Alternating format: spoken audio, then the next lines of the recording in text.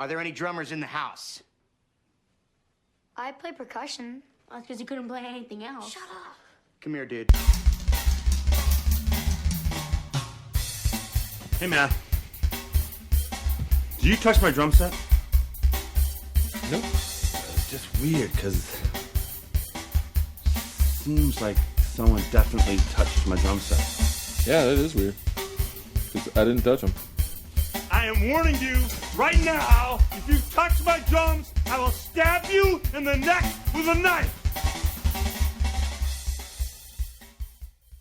Not quite my tempo. It's all good. No worries. Here we go.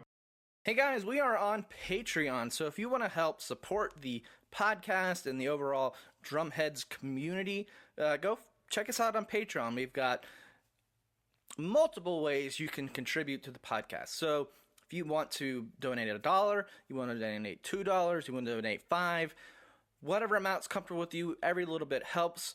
You know, we're trying to make this a bigger and better thing for you guys.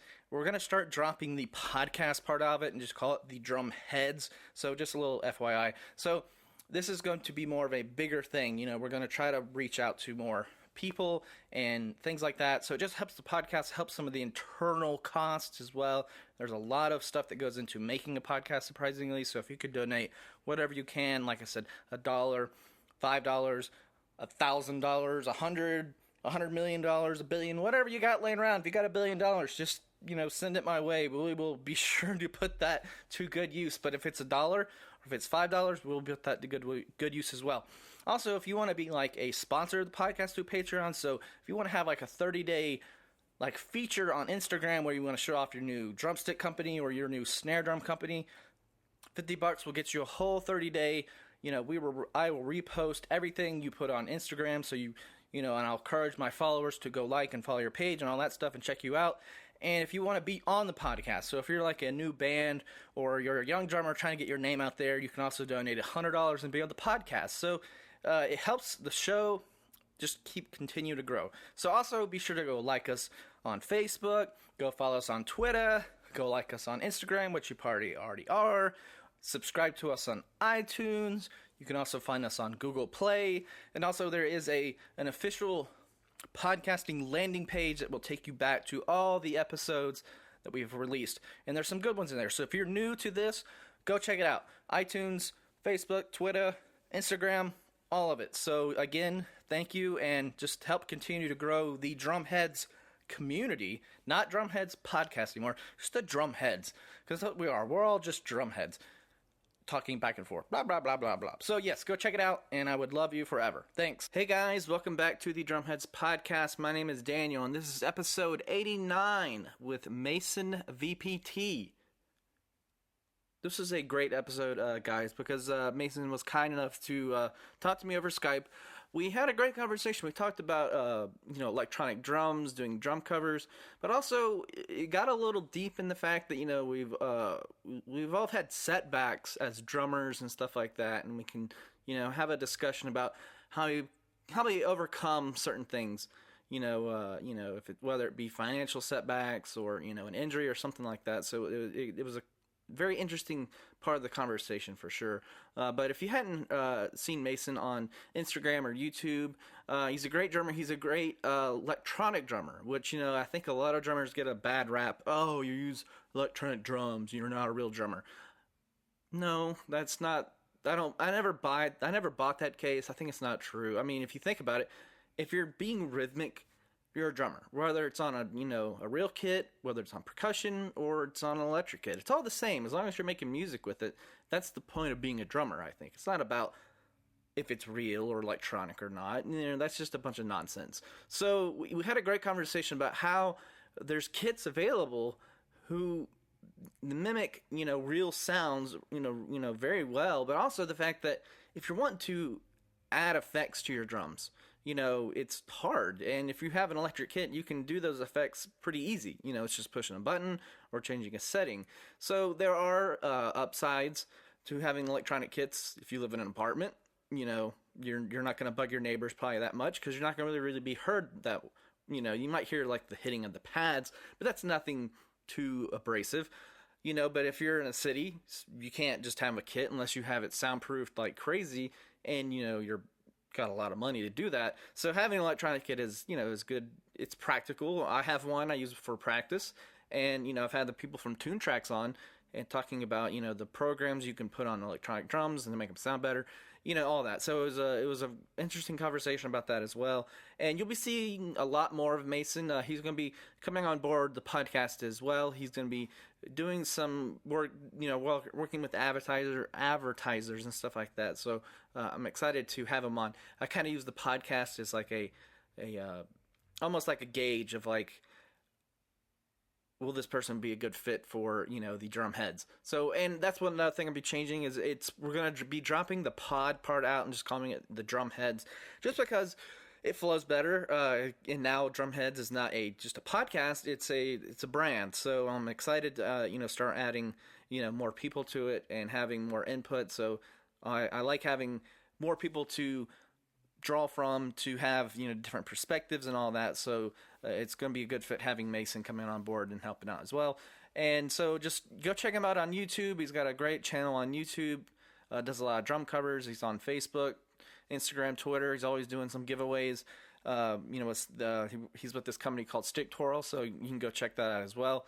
And yeah, he's just a very promising, young drummer, and very self-promoting. Likes to just put himself out there and just try to work very hard to make a name for himself. So I'm excited to have him on the podcast, and I'll have him also excited to have him come on board and be part of the Drum Heads. So here it is, episode 89 with MasonVPT.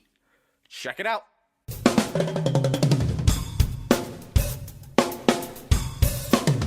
Hey guys, welcome back to the Drumheads podcast. My name is Daniel, and I am joined by Mason VPT. How are you, Mason? I'm pretty good. How's it going? It's going good. I'm actually off today, so today is a good day to do a podcast because there's nobody in my house to disturb me. Exactly, that worked out great. Yeah, no little kids wandering in, wanting to be on the podcast, which is all right if they do, but it's a good day. So, but how's your morning going so far? Pretty good. I'm actually off as well, so this worked out great for me. Nice. Is that? Yeah. Well, been doing filming.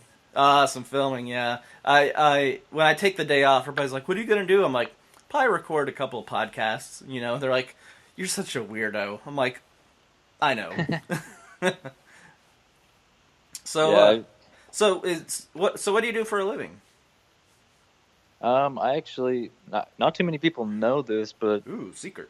I don't really mention it very much, but I work a rotating shift job at a place called Fuyao Glass. It's a glass making factory. Cool. That sounds. Yeah. That's very interesting. Because my day job is I work in a medical warehouse. Putting up medical supplies and crap like that. So I hear you. It's like it's weird having the day job because you feel like that's not the important thing. It's like exactly. I want to do the YouTube Skype and drums and stuff and but I'm always curious because there's a lot of us out there like you and I who have the day job but kind of that just pays the bills, keeps the roof over the head kind of thing, but our passion is doing something else. So that's cool. Yeah, and that's completely okay too, because yeah, I mean, no matter what kind of job you got, I mean, everybody wants to make a living doing what they love, but in the meantime, you gotta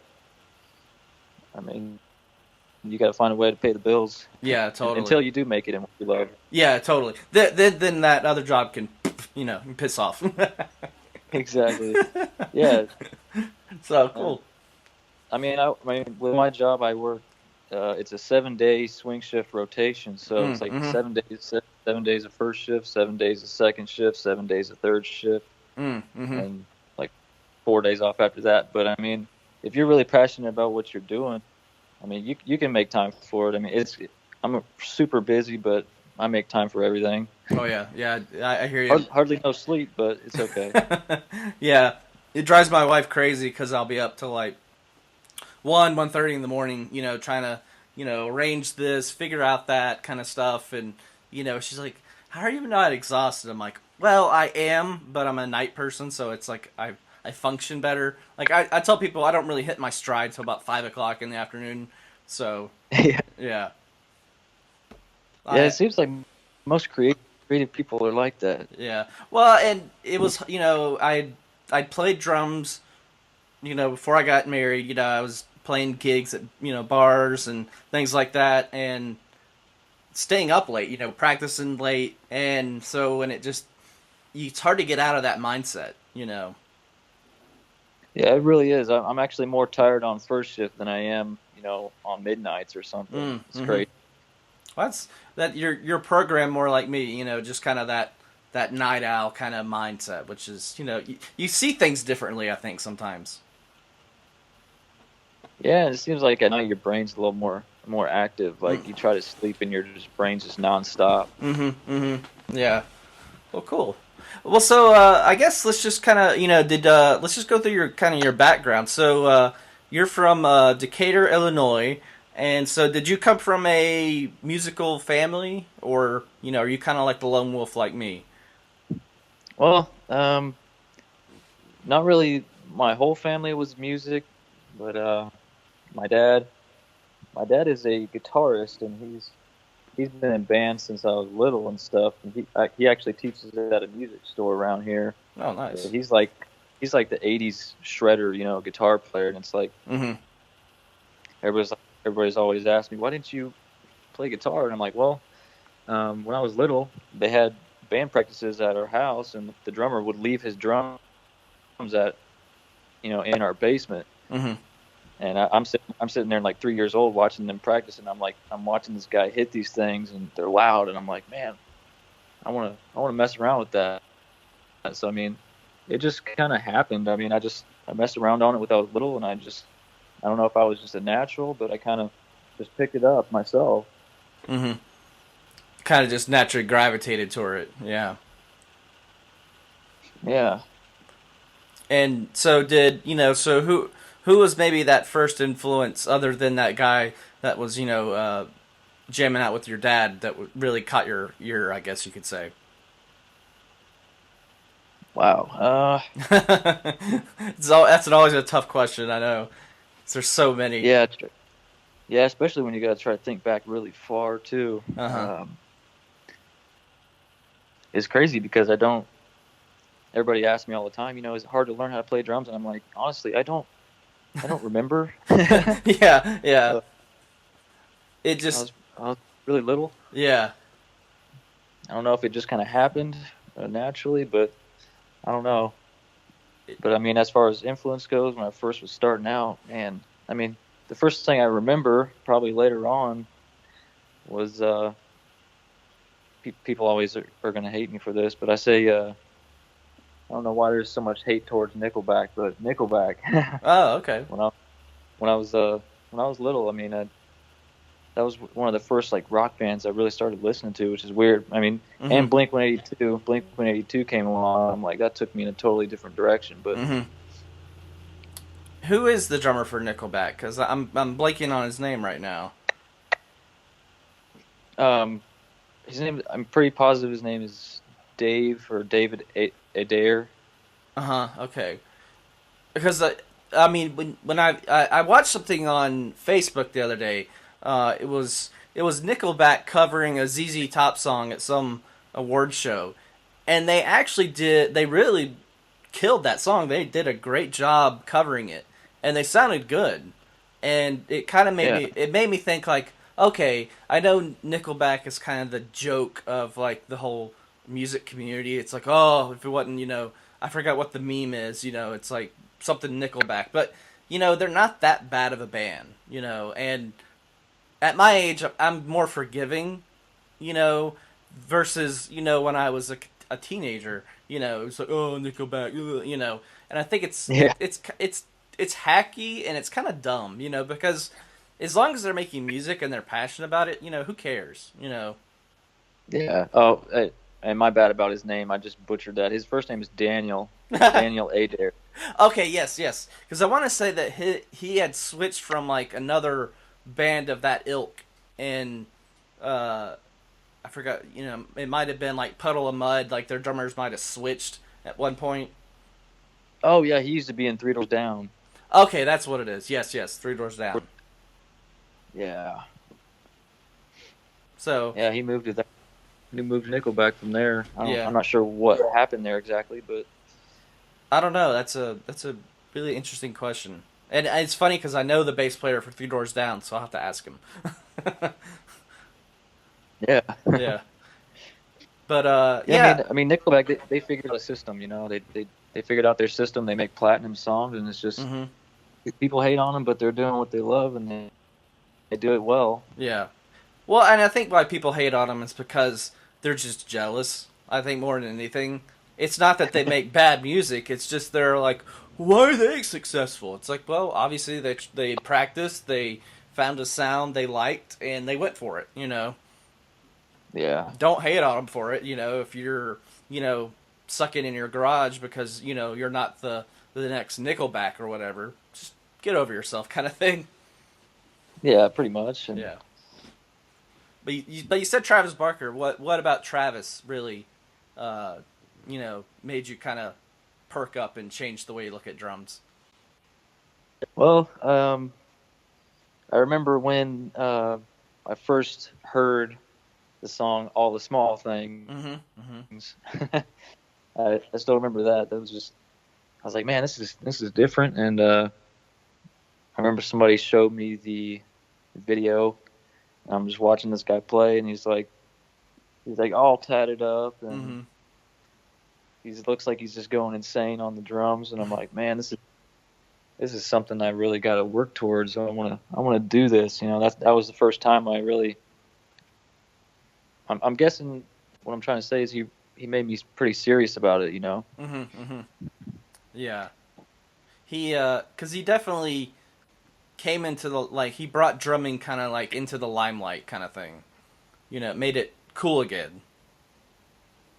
Yeah, he's like I don't even know how much it's actually happened, but he's like a celebrity for drums, and it's like, I don't know, it seems rare to me that would happen, but yeah, but I think it was a combination of right timing because Blake came out of that kind of post-grunge music scene. So, grunge music was all about, the attitude and so much about the, just the angst of, kind of sticking it to the man kind of thing. And Blink-182 is kind of like a counterculture to that. It's like, we're going to have fun. We're going to play good music, but we're not going to take ourselves too serious. And, I think a lot of drummers were wanting someone like that. They were wanting somebody who, really put themselves out there, and it's like, look, here's my custom drum company. I got my own clothing company. I'm on, I'm in all these rap videos. I remember he would be like in, like a Puff Daddy or P Diddy. Yeah, I'm dating myself because he was Puff Daddy when I was in elementary school, or not elementary school, middle school and high school. But anyways, you'd see him in those videos, and you'd be like, wow, there's Travis Barker. He's playing with P Diddy. Yeah, and I remember he started getting on YouTube and doing, doing drum covers for like rap songs. And I'm like, whoa. Yeah. So going back to your drumming beginnings. Now, did you do like school band, or did you just stick to just playing in like kind of garage band kind of things? I mostly stuck to garage band kind of things with friends in high school, but I messed around with the school band thing just a little bit. I think I might have been in it for maybe 1 year of high school, but it wasn't. I'm like, man, this is not what I thought it was going to be. This is kind of how I thought of it. But what did you think it was going to be? Kind of more just fun, or was it real strict and kind of lame? Yeah, I mean, yeah, that's kind of what I thought. It was strict, it was lame, but and then of course later on you figure out, man, it'd be kind of nice if I would have learned some of that stuff. Well, I did all of the school band stuff, and I still can't read music because I fake my way through it. So don't feel too bad because it's just I did it more or less just so I could get into drums as many ways as I could, and but yeah, I hear you. It like, especially if you're doing like symphonic band, you know, it's a lot of waiting for 90 measures just to hit a triangle bell, you know, and it's like, ugh, Yeah. this sucks. You know, I want to do something different, but you know, you kind of just go with it. Yeah, exactly. And that's probably why I just figured it was lame. And I'm like, I'm just gonna go play music with my buddies in the garage and Yeah. just do things that way. So what kind of band did you first start with your friends? Well, when I first, let's see, about junior high time, I was getting into some pretty heavy music. I liked the hardcore bands when I was in junior high and stuff. I still do. I like metal, the hardcore stuff. But that's when I first started out. That's playing in bands. That's what I wanted to do. And we were all metalheads, and we were all trying to play this crazy music and Stuff like Joey from Slipknot and stuff like that. Yeah. We were trying to play like As I Lay Dying and like crazy stuff. Yeah. I was into the Slipknot thing for a little bit. They came out when I was like a sophomore in high school, and I remember going to see them at Ozfest and just like this is crazy, kind of, like these dudes are insane. Yeah. Yeah, I mean, that's what I played around with that kind of music for a long time, trying to. I mean, that stuff is really difficult. The double bass and stuff, but I played around with it for, like when I was in high school and junior high, and then I guess when I got older, I started to venture out to stuff. I like all music really, but I started to venture out more in those. I was playing stuff that was slower, that was more mellow, and I was playing rock and alternative and stuff. And I don't know. I mean, I really like everything. I don't really hate anything. Yeah, I'm the same way. I strongly dislike country. That's the one style of music I just cannot hang with, and just don't get. I just don't get it. But it's I think it's okay more so now. But I mean, I'm sure there's a lot of opinions on this subject. But yeah, probably. I mean, now it seems like country's more just rock music with a country voice. That's what it seems like. Yeah, but I just, that voice just I don't know, it just grates on me. It's just so, it's like nails on a chalkboard for me. I don't know what it is. I guess because I grew up, I'm from the South, but I identify myself more as a Northerner, so it just irritates me, I guess. Yeah. So I went to Nashville, and there's a lot of it there. But yeah, it's a cool place. Oh yeah, Nashville is a great place, and I don't begrudge any of those guys. It's just I just like to keep it real on that subject, because some people are like, yeah, I love country. I'm like, meh, because that was one of the first questions. Anytime I would date a girl, be like, do you like country? They'd be like, yeah, I love country. I'm like, all right, next, And when I met my wife, I remember that was like the first question I asked her. I'm like, so do you like country? She's like, oh, I hate it. I'm like, okay, we can continue talking. All right, good. I don't have to escape out the bathroom window of the restaurant now. Yeah, exactly. Yeah. So, but yeah, it if you love it, like it, that's God bless. But me, it's just something I just can't go with. But sorry, that's one of the tangents that I go on sometimes. Yeah. Yeah. So yeah, I can understand. Yeah. So did you still do? Are you still doing like bands with your buddies, or are you kind of just sticking to your YouTube drumming and all that? I'm not messing around with any musicians locally or anything. I mean, it's really hard to do with a rotating shift job. Yeah, totally. Otherwise, I probably would be doing it, but I've been kind of doing the freelance thing, really. I mean, there's people that come to me and they need drum tracks or something recorded to their music, and I do stuff like that. But well, it's probably because I collaborate with musicians too. So Well, and you can do it on your schedule too, which is always great. You know, someone comes to you and said, "Hey, I want some tracks done." You know, if you're working, you know, you could kind of like, all right, here's when I can record. Here's my days off, and you can really focus on it. You know, which is, you know, yeah, it makes sense. You know, especially if you're wanting to stay in the drumming world, but you're trying to work it around your work schedule and all that. You know, it's easier when you're kind of like your own entity, I guess you could say. It's just you. Yeah, and you still feel good, like you're still doing the band thing, even though you're, you know, not really doing it, but you're doing it online, so it's still good.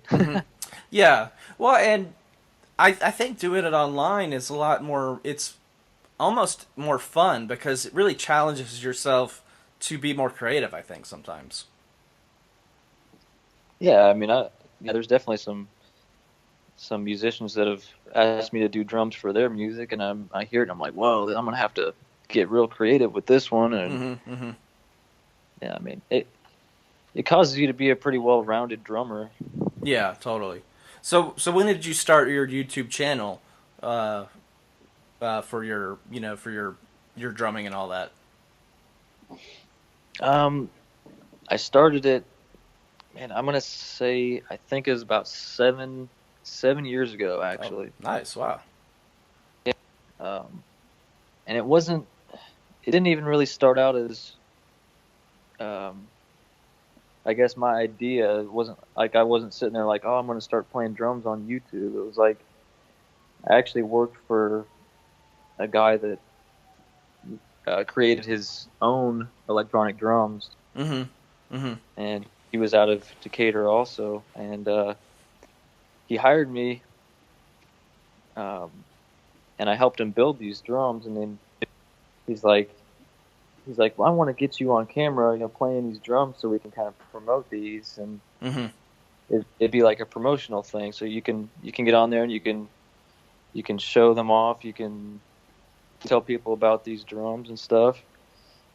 So that's kind of how I started doing it. And like, we made a couple videos, and he kind of showed me ropes with it too. He taught me how to record electronic drums. He taught me how to use video edit software. And I mean, really, if it wasn't for this guy, I don't know if I'd be doing it. But it's pretty interesting. But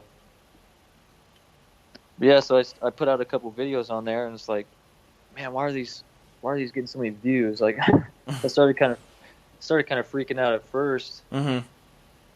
And I started trying to get creative with it. I'm like, well, these people are really liking what I'm doing, which is cool. So I'm gonna keep doing it. I started being creative with my song choices, and it started to get to be something that I really loved doing, and I've done it ever since.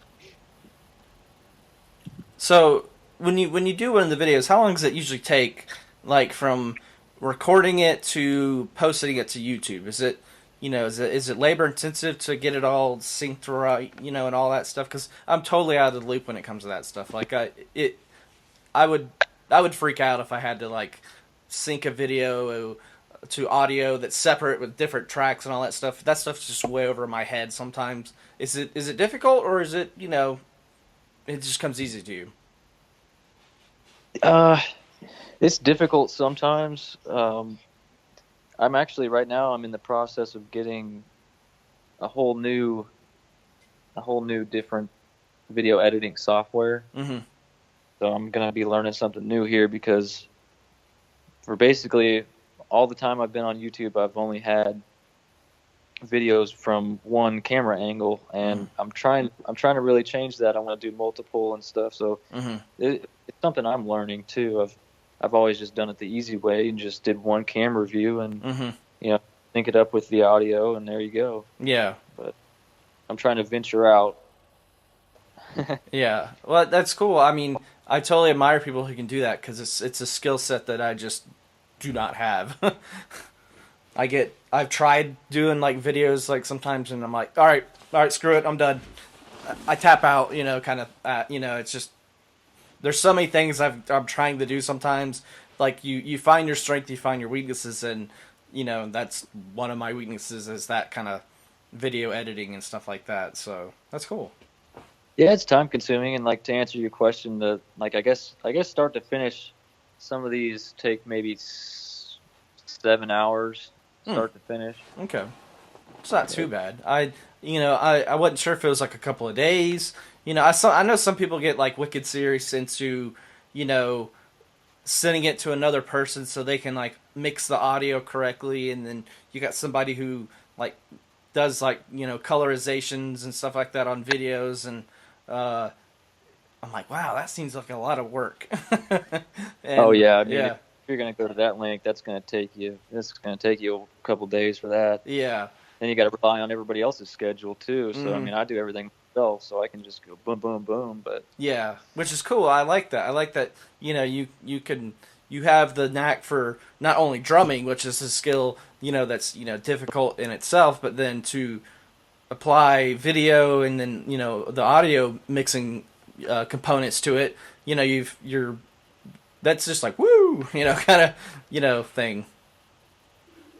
Yeah, somebody told me one time, they're like, man, you do all that yourself? Man, you're such a nerd. You're like, thank you. I wear that proudly. Yeah. At least I do. It. Yeah, I do. But so with your drums, now you use is it cat percussion? Is that the name of the electronic drums you use? Yeah, cat percussion, yeah. Okay. Cat with a K. With a K, yeah. It's so I'm trying to remember who's part of that drum company. Is it somehow connected to a head, drumsticks, and all that? I was trying to do my research on it. I'm like, oh, this is. I knew it, but I couldn't remember where it came out of. Yeah. I'm not sure the story on how it happened, but or as far as how they started out. But I know right now they are somehow affiliated with DW drums now. Oh, that's what it's DW. Yes, you're right. Yep. Yeah, I don't know if it started out that way or what, but I do know they're affiliated with them, a branch or something. Mm-hmm. That's what it was. Yeah, for some reason I was thinking it was part of that. I know a head drumsticks are part of that Big Bang distributing company, and like they have like 20 different products that are all in that same umbrella. But I was like, oh yes, it is DW. When you said that, I'm like, that's what it is. Yeah. So what makes those electronic drums different than the other companies? I won't say their names, but the other companies. See, I get questions like that all the time, and it's just I haven't really played around on much, different kits from other companies, but from what I have played on, I'm not a big fan of mesh heads. Agreed. Yes. Yep. So these are, I mean, that's definitely a major thing. Is these are like rubber pads almost. So, and I guess that's a difference. And really I used to use like drum samples, like Addictive Drums and different stuff like that, drum software. But now, I mean, using the cat drums, the kits that are already in the module that they've already set up in there are just, they sound so good already. I just use those. So really?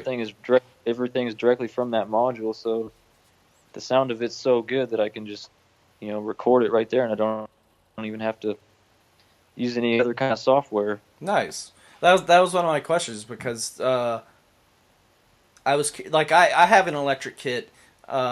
It's a cheapy one, and I got the Tune Track Superior Drummer to add to it just so it sounded better. But that's cool. Yeah. that I was watching your videos, and I'm like, that kit sounds good. So that's the kit that's in the module. Yeah, those are kits that are from the module. There's like, of course, I mean, you can customize it from all the sounds they got in there, but there's a few kits that were already programmed in there when I opened it up, and that I still use for the videos. There's like 3 of them, I think, that I switch back and forth from depending on what song it is, because some kits sound better with this song, or you know, blah blah blah. Nice. Well, that's awesome.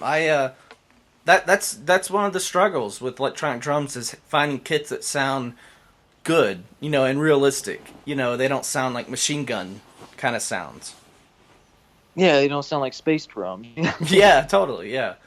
So, do you have a preference between playing electric drums versus acoustic, or are you more, you know, comfortable with electric? I think electronic drums are just fun, just to play around on it, or especially for practice. Mm-hmm. But considering I live in an apartment, that's the main thing. Is I'm sure if I lived, you know, somewhere else where I didn't have to worry about bugging anybody, I'd probably be doing acoustic. I mean, I definitely play acoustic live when I do play live, but but yeah, that's the main thing. And I mean, another thing about that is if you're going to record acoustic drums, I mean, you got to get the mixer and the mics and all that. That gets pretty pricey. It does. And you know, I think electronic drums have gotten a bad rap over the years. You know, I think you see a lot of drummers have the attitude, well, if it's not an acoustic kit, they're not a real drummer. I'm like, that's not true. You know, I think there's a lot of, you know, there's a lot of fantastic electronic, you know, kit drummers out there that, you know, that really, and they keep getting better. It's not like they've gotten worse or anything. They keep improving electronic drums. Sometimes you can't even tell. Like you know, you could probably like walk up to somebody and just start playing something just audio in their ear and ask, you know, the man on the street kind of thing, is this real kit or acoustic? I mean, electronic kit. They'd be like, it's real, you know. Yeah. Yeah, it's advanced a long way. And you really can't tell anymore. Yeah. So how did you get hooked up with the cat percussion? Let's see. I'm trying to think when that started. Well, from the time when I first started playing on YouTube, I was using this guy's drums that he created. And if you look back real far on my YouTube, you know, to where my old videos, you know, where I was using that kit, and you can see where I went from that to cat percussion. But there was a long period there whenever I wasn't doing any videos for like probably a year, maybe even 2 years. There was a span there where things happened in my life where, you know, you're moving out, your family issues and things, and but the kit I was using when I first started on YouTube was not mine. So this guy actually moved to a different state and took everything with him. So I'm sitting here and I've got a following on YouTube and everything, and I'm like, oh great, what do I do? Because now I have nothing. And for a long time, I'm just trying to get myself on my own feet and get myself started, you know, jobs and things. And finally, it came around to the point where I had money, you know, my own money, and I was saving up, and I actually decided to contact them myself. I think I emailed them. I probably messaged them on every single social media outlet. I sent them. I tried to be professional as professional as I could with it, and I told them I was. I gave them links, and I said, "Yeah, go check out my stuff, and I want to get one of your kits." And the guy messaged me back. I don't know if it was a luck thing or the right guy seen my message or what, 'cause you never know. But he actually messaged me back and said he liked what he saw, and he wanted to work with me on that. So that's kind of how that came along. Nice. And so it sounds like, yeah, like it's all about timing. I think life is more or less about timing. You know, I think luck it's a funny word to use sometimes. I think it's just right place, right time, you know, kind of thing. And yeah, it's funny because the guy I grew up playing with, you know, he played guitar. You know, we were in bands from, you know, when we were in high school, when we got out of high school, when we were both, you know, attempting college. The word attempt is in there. And, and the last band we were both in, it kind of fizzled out, and we kind of, we didn't stop being friends. We just kind of went our separate ways. And, and now he's the bass player for Three Doors Down. So it's like, it's like, should have stuck with you, man. I should have stayed with you. And, but it's all about timing, and, it's just one of those things. It's not like they'd have been like, oh, well, hey, dude from, I'm blanking on the guys from, you're out of the band because he's got to bring his friend with him. That wouldn't have happened. But, right. It's just, timing is always a good thing. So yeah, and oh, go ahead. I was just gonna say when I started doing the videos with the new kit, the cat percussion stuff, it was almost like I was starting fresh because it had been like 2 years or something like that since I had even made a video, and it's like the following that I had back then. I don't know if they had probably just forgot or unsubscribed or something. Like, man, this guy has stopped putting out videos, so I lost a lot of that, what I did have. So it's kind of like I was starting fresh, and then later on I did a series of videos with the Cat KT3 kit, and then something happened again, and life happens again. So it's like I wasn't able to make videos for another almost a year. Yeah. And then finally I'm back again, and I'm like, I call the guy from Cat, and I'm like, hey, I'm ready to get one of the new ones. I got the Cat KT4, and I guess here I am using their latest kit, and everything's going good again. Nice. Yeah. I totally hear you on the setbacks, because I had a back injury a couple of years ago, and I had to sell the my nice Tama kit. I kept some of the cymbals, but I got rid of a lot of stuff, and it hurts. It stings when you have to give up something to compensate for for me it was medical bills, but to re-embrace it and get come back to it. It's always a great thing. Yeah, I mean the setbacks are tough. It's like, especially if you're in something pretty deep where you gotta make ends meet, and you gotta sell what you got, and you're like, oh my god, what am I gonna do now? Yeah, it's brutal, but you come out stronger. I think I had a setback last year, and luckily things have leveled out and things look to be on the up and up. But it's it makes you grateful for what you have, for sure.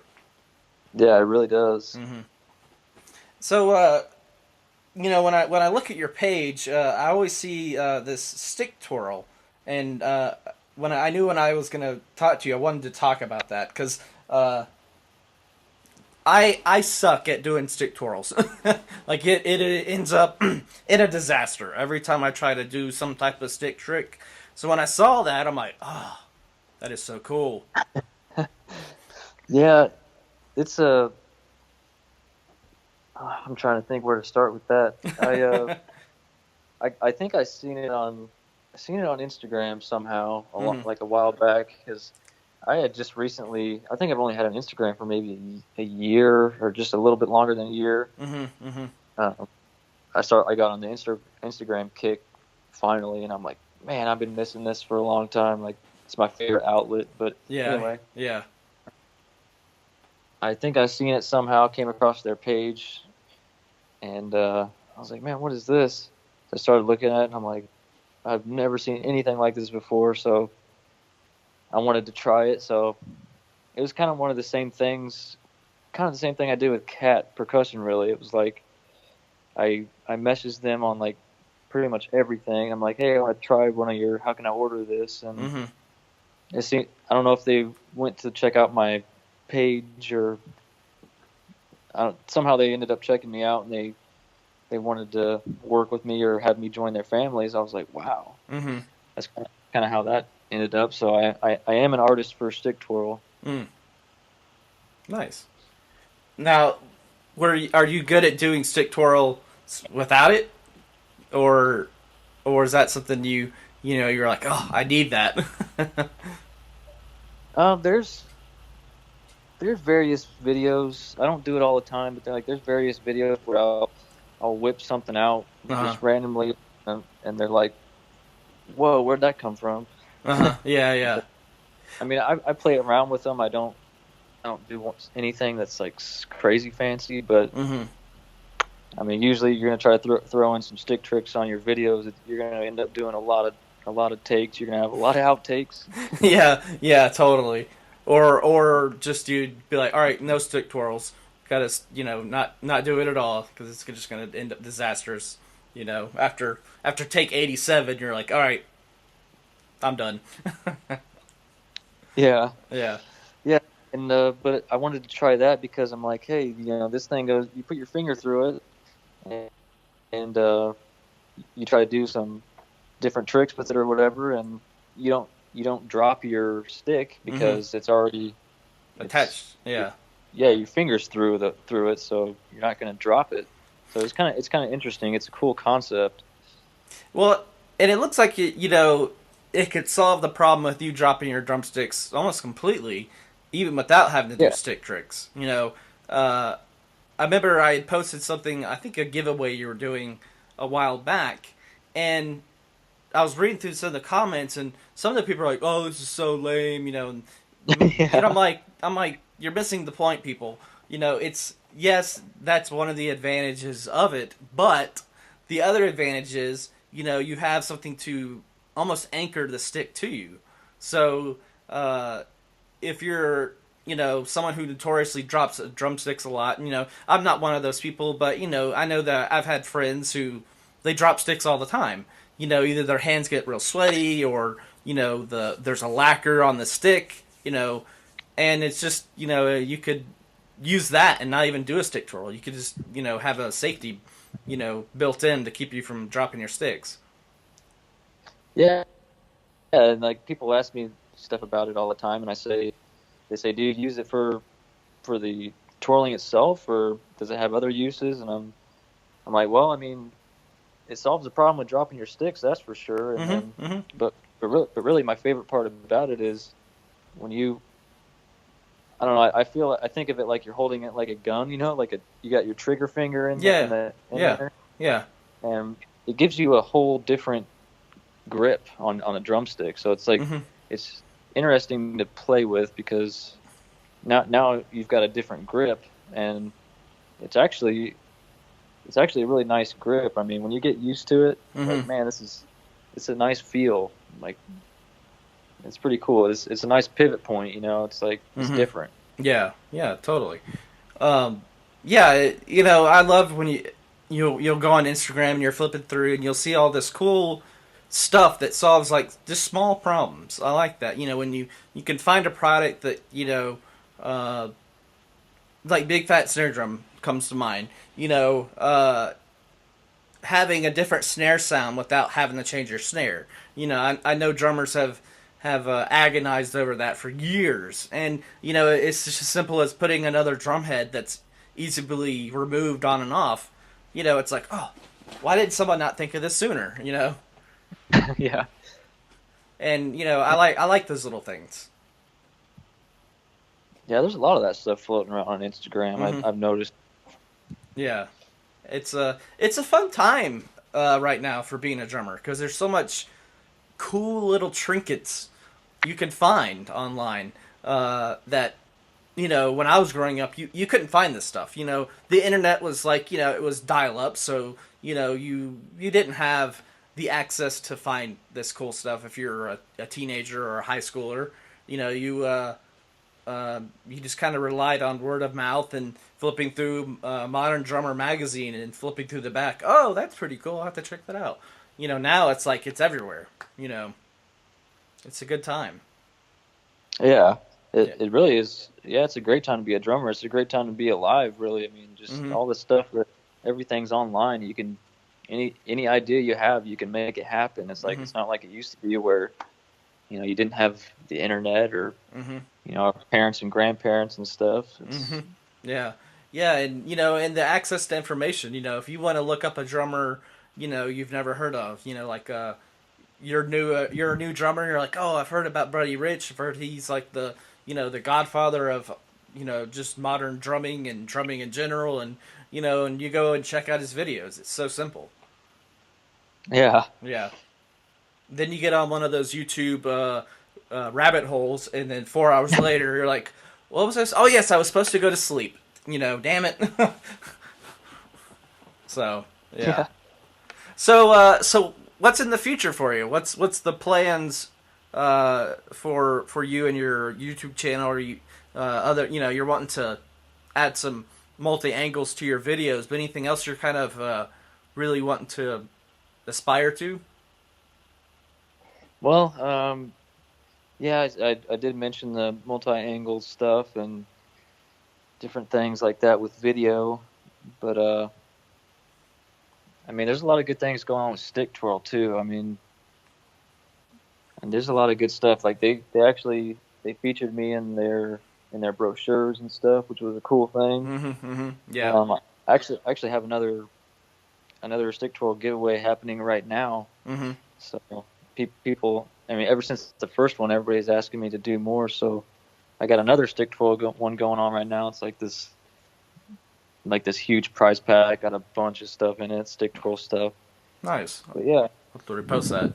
And you offer Skype lessons as well too. Yeah, that's another thing I was going to mention. I mean, I get so many different kinds of questions from people all the time, and a lot of stuff is about learning drums and things like that. So it's really cool. It's really humbling and stuff to have like kids come to you and say, "Hey, I seen some of your videos and you've inspired me to play drums, and I want to start learning. I want to buy a kit." And you're just like, "Wow, this is so crazy." I mean, it's motivating and inspiring for me. So yeah, it's a crazy thing. So when you do the Skype lessons, what's your approach to it? My approach to it is, let's see, I got a handful of people that are doing it. But basically what I do is, I mean, with electronic drums, it's pretty easy, or a lot, maybe it might even be simpler to do it with electronic drums, but I put if I'm using a laptop or if I'm using my phone or whatever for Skype, I set up a little table and I put the speakers by the phone. So, and it's kind of just figuring out how they're going to hear good and how I'm going to hear good. But once you get that figured out, and I mean, as far as what I'm teaching on there, it basically comes down to what kind of position they are. It's like, have you never played before, or are you completely a beginner and played a little bit? Or I interview them basically a lot of questions, and I figure out what they like and different things. Because I mean, you go to a music store and they're gonna get drum lessons, and they're gonna teach you, tap tap tap, Yeah. And just the basics. Yeah, it's just the basics. But I mean, of course, there's that also. But I mean, some people just want to learn different things. I'm kind of trying to offer just whatever you want to learn is what kind of how I'm doing it. It's like you want to learn rudiments, I'll do rudiments. You want to learn you want to focus on just music learning, song learning, I'll do that. I just kind of figure out how they are. So yeah, and it's really personal. Yeah. Well, and I think that helps. It relaxes the person learning, but it's probably better for you as well that you can, cater your teaching to the individual versus, just kind of a blanket, generic kind of way. Yeah. And then, I mean, you still got the stuff like, technique and, how to hold sticks or stuff for beginners and all that. But I consider it like almost like a drum coach, Yeah. That's a good way to look at it. Someone that kind of, like a fitness trainer, push you in the right ways and telling you the right ways to do things and stuff like that. So yeah, totally. Cool. Well, I always like to ask this question: is what do you like to do outside of drumming? Do you have any other hobbies, or is it just drumming? Let's see. Yeah, that's another one I don't mention too much. or actually, yeah, and if you don't want to say it, you could keep it, the secret. oh, I can go ahead and tell. It's fine. Okay. It's gonna make me seem a lot more nerdy, but that's okay. That's I do sleight of hand card magic. Oh, okay, yeah. No, that's cool. I mean, one of my sons is kind of getting into that, and which is making me kind of like explore that as well. So, yeah, that's cool. There's a where I get my Japanese cuisine from. There's a gaming store right beside it, and those guys they're cool. They it's a tight knit community of people who do that as well. Yeah, it really is. Yeah, I've always been fascinated by it. I mean, ever since I first saw David Blaine, a long time ago. Man, it'd be so cool to be able to do anything with a deck of cards, and it's like that's kind of just how I started playing with it. Yeah. I watched something with him last night. I was watching something on YouTube about crazy magic tricks or something like that. I don't know how I think I had started out going to look at your videos, but it was like on the side. It's like, hey, check this out. I'm like, oh, top 10 magic tricks. I'm like, oh, I have to watch that. So yeah, the rabbit holes. The rabbit hole, it's for sure the rabbit hole. But yeah, I mean, at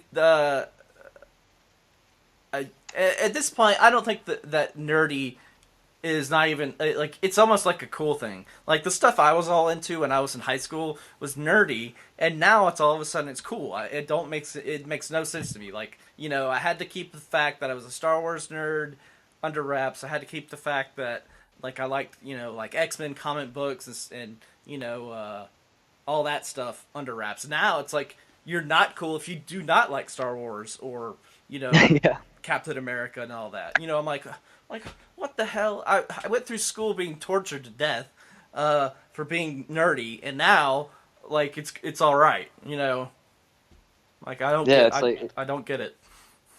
It's like it's an old outlook on things, or an old point of view. Now it's like what stuff when we were in junior high or high school. It's like, man, that stuff's so nerdy, and now it's like that's so cool. I think it's just an old view, I guess, that we have. But it's like, yeah, do I think I'm gonna be nerdy? But really, you're not. But well, I think there was and I think there was so many people who hid the fact they liked Star Wars and stuff like that. And then until they're like, I'm like, well, obviously somebody liked it because it wouldn't have been still successful back then. And I think now it's like people are like, yeah, I like it. Because I have friends on Facebook that with the high school with, like, oh, I'm gonna go see the new whatever Captain America, Guardians of the Galaxy movie. I'm like, dude, did you make fun of me to no end in high school about liking this stuff? Now you like it? I'm like, yeah, like, ugh, this is so lame. But oh well, yeah, it's part of life. Well, cool, man. Well, yeah. Well, I always ask that question just for the fact that I like hearing the different answers, because I would say about 80% of the time, whoever I'm interviewing, they say something completely different than drums, which is great. I like to hear the fact there's people out there who have a hobby outside of playing drum. Like I'm a big movie nerd, obviously Star Wars and comic book nerd, but it keeps you grounded. I think if you get sometimes too obsessed with one particular thing, it can turn out to be a bad thing, in my opinion.